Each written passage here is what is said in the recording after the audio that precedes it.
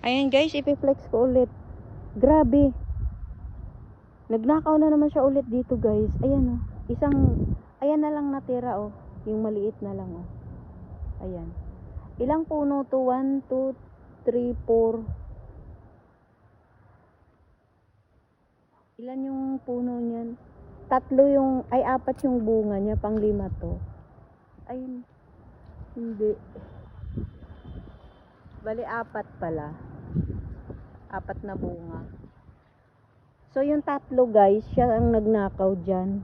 Yung 3, siya ang kumuha dyan oh. Bali 5 ang bunga pala niyan. Ayan guys oh. Diba? 3 na yung nakuha niya guys. 3 na.